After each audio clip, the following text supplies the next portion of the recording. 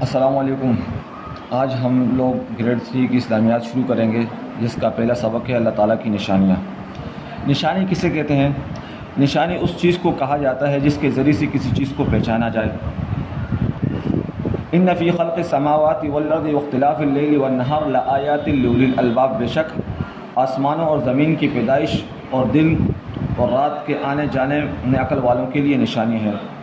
جیسا کہ بچوں آپ جانتے ہیں کہ ہر چیز کو بنانے والا کوئی نہ کوئی کائنات میں موجود ہے۔ اگر ہم کسی میز کرسی کو دیکھتے ہیں تو ہمارے ذہن میں یہ خیال آتا ہے کہ اس کے بنانے والا بڑا ہی ہوگا۔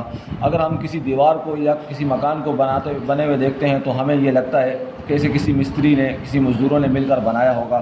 اسی طرح میرے بچوں، یہ دنیا کا نظام، یہ سورج کا آنا، یہ جانا، یہ دن کا چڑھنا اترنا، یہ سب کچھ، حتیٰ کہ ہمارا بڑا ہونا، ہمارا کھانا پینا اور درختوں کا پھلنا پھولنا، فصلوں کا لگنا، یہ سب کچھ اللہ پاک کی، اگر ہم غور کریں تو اللہ پاک کی ایک نشانیوں میں سے نشانی ہے۔ جیسے کہ اللہ پاک نے قرآن میں فرمایا، ان فی خلق السماوات والارض واختلاف اللیل والنہار لآیات لأولی الالباب، بے شک آسمانوں اور زمینوں کی پیدائش اور دن اور رات کے آنے جانے میں عقل والوں کے لیے نشانیاں ہیں۔ اسی طرح یہ بڑے بڑے جو نظام ہیں اللہ پاک جو چلا رہے ہیں، مثال کے طور پر بارش کا نظام ہو گیا، خوراک کا نظام ہو گیا، نظام شمسی ہو گیا، سورج کا گھومنا ہو گیا، زمین کا سیاروں کا گردش کرنا ہو گیا، بڑے بڑے سیارے جتنے بھی ہمارے سیارے ہیں گردش کرتے ہیں، اور ہماری زمین بھی ان میں سے ایک ہے۔ اللہ تعالیٰ نے ہر سیارے کو گھومنے کے لیے ایک خاص راستہ مقرر کیا ہے جسے ہم مدار کہتے ہیں۔ ہر سیارہ اپنے مدار میں اللہ تعالیٰ کے حکم کے مطابق گردش کرتا ہے۔ جیسے کہ اللہ تعالیٰ نے قرآن میں سورۃ یاسین میں فرمایا، آیت نمبر 40، لَلشَّمْسُ يَنبَغِي لَهَا أَن تُدْرِكَ الْقَمَرَ وَلَا اللَّيْلُ سَابِقُ النَّهَارِ وَكُلٌّ فِي فَلَكٍ يَسْبَحُونَ۔ نہ سورج کی مجال ہے کہ وہ چاند سے ٹکرا جائے، اور نہ رات دن سے پہلے آ سکتی ہے۔ یہ سب مقررہ دائروں میں گردش کرتے ہیں۔ اسی طرح اللہ پاک نے سورۃ القصص میں آیات نمبر 73 میں فرمایا، جس کا ترجمہ یہ ہے، یہ اسی اللہ کی رحمت ہے، اس نے تمہارے لیے رات اور دن بنائے تاکہ رات میں سکون حاصل کرو اور دن کو اپنے رب کا فضل تلاش کرو، اور تاکہ تم شکر گزار بنو۔ اور اسی طرح آگے چلتے ہوئے نظام شمسی کے اوپر بھی اللہ پاک کی ایک آیات میں آپ کو سنا دوں کہ اس کتاب والوں نے بھی لکھی ہے، هو الذی جعل الشمس ضیاء والقمر نورا وقدرہ منازل لتعلموا عدد السنین والحساب۔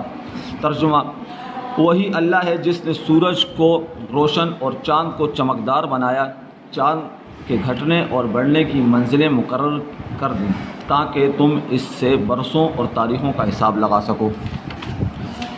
میرے بچوں، جو آیتیں میں نے پیش کی ہیں، اس میں سے ایک آیات لَلشَّمْسُ يَنبَغِي لَهَا أَن تُدْرِكَ الْقَمَرَ وَلَا اللَّيْلُ سَابِقُ النَّهَارِ، یہ سورج کے اوپر دلیل پیش کرتی ہے کہ سورج کا چلنا پھرنا اور چاند کا گھٹنا بڑھنا یہ اللہ پاک کی ایک نشانیوں میں سے ہے۔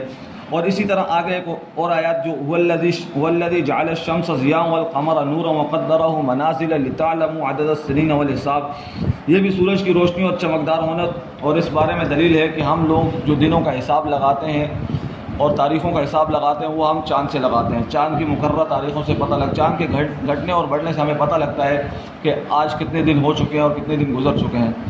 یہ سب کے سب جتنے بھی اللہ پاک نے چیزیں بنائی ہیں، آسمان ہو گیا، زمین ہو گیا، چاند ہو گیا، سورج ہو گیا، اور اس کے علاوہ تمام جتنے بھی چرند پرند بنائے، تمام کے تمام اللہ پاک کی بڑی نشانیوں میں سے ہیں، اور یہ سب کے سب اللہ پاک نے انسان کی خدمت میں لگا دیے۔ لیکن ہم لوگ انسان ہونے کے باوجود ناشکر ہیں، ہم ان چیزوں پہ غور نہیں کرتے، اور اللہ پاک کی نشانیوں پہ غور نہ کرنے کی وجہ سے ہم لوگ کافی پیچھے چلے جاتے ہیں، اور نہ ہی اس کی عبادت اس طرح کر سکتے ہیں جس طرح اس کا حق ہے۔ تو کوشش کی جائے کہ اللہ تعالیٰ کی ان نشانیوں میں غور کیا جائے اور اللہ تعالیٰ کو اچھی طریقے سے پہچانا جائے۔